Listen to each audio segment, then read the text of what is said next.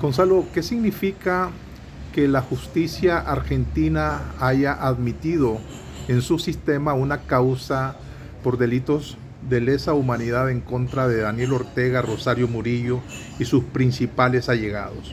Bueno, en principio podemos decir, el anuncio mismo es una muy buena noticia, porque hay una demanda permanente de familiares de las personas que fueron ejecutadas, que fueron privadas violentamente de la vida, de personas que fueron detenidas arbitrariamente, sometidas a tortura, incluso personas desaparecidas, los crímenes de lesa humanidad. Y en ese sentido es una señal positiva para ese amplio movimiento que en Nicaragua y fuera de Nicaragua existen movimientos de familiares, movimientos de defensoras y defensores de derechos humanos que luchan porque en Nicaragua se conozca la verdad y se determinen las responsabilidades.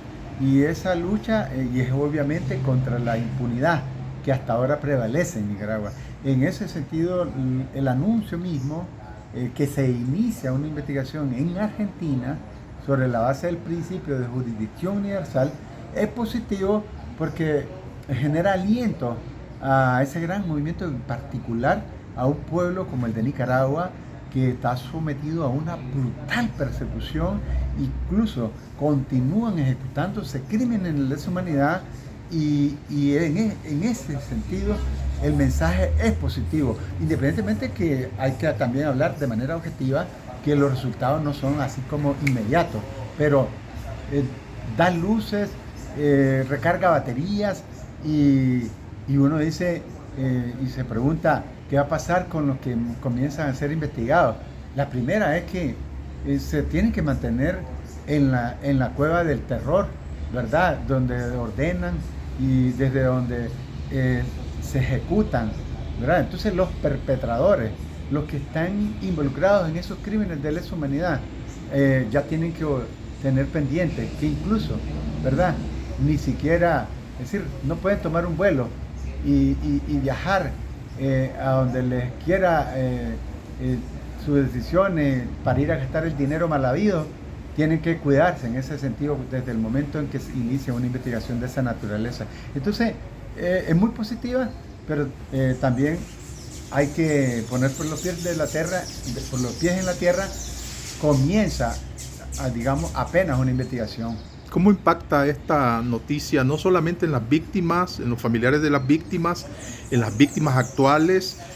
Por ejemplo, la información o la gestión llevada a cabo en la Argentina obedeció a un escrito publicado en Infobae, donde va a conocer el secuestro que actualmente sufre el obispo de Matagalpa, Monseñor Rolando Álvarez. ¿Qué mensaje se puede percibir en los diferentes sectores, agentes económicos, sociales de Nicaragua, en el sector político y a nivel internacional? ¿Cuál es el impacto? El mensaje es que las víctimas de Nicaragua no están solas, ¿verdad? Incluso yo te diría que las expresiones mismas que estamos en el exilio, que son miles y miles de personas, no han cesado con su voz. Si te fijas en la información precisamente de tu colega de Infobae, hablan de que esto se activó con una denuncia de colegas abogados.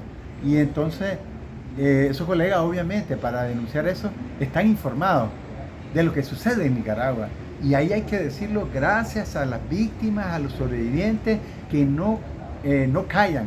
Incluso en el anonimato están pasando la voz y la labor especializada de usted, el periodismo independiente, que digamos sirve a la comunidad internacional y es la manera de este es también la labor de los informes especializados como el grupo interdisciplinario de expertos internacionales, el IEI. Entonces los informes especializados, los informes de las verificaciones de Naciones Unidas o en particular de la Comisión Interamericana, todo y el seguimiento que ha hecho sobre Nicaragua el MECENI, la labor del gran movimiento que hay sobre Nicaragua de defensoras y defensores de derechos humanos, que va más allá de una organización que lleva el nombre de Organización de Derechos Humanos. Entonces, ha sido largo este camino, pero hay aliento y ese es el mensaje.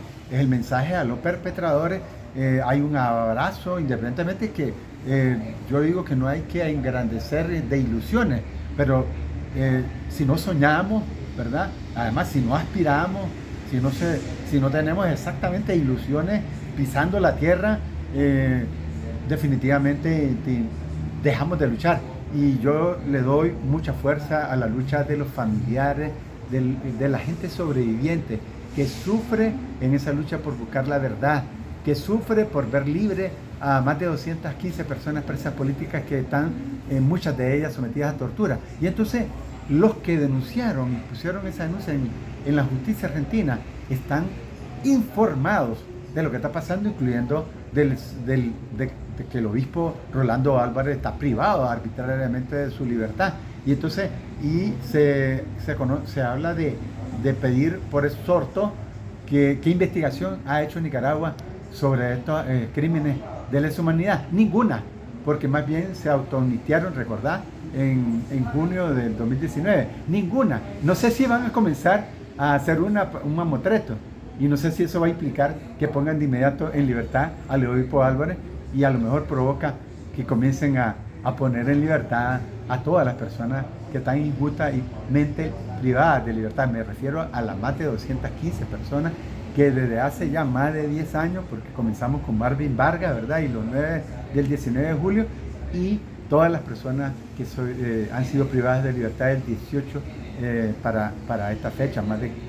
Hay quienes están por años, por meses, y hay quienes están, por ejemplo, secuestrados en Chipote, donde se hacen los simulacros de juicio en manos de los mismos verdugos. Entonces, a lo mejor van a comenzar a hacer alguna maniobra, mamotreto, pero las señales son positivas, pero hay que dimensionar la verdad que los resultados no, me refiero a la justicia, a esa investigación, tampoco tenemos que ver lo que van a hacer así, rafla, pero muy buena noticia.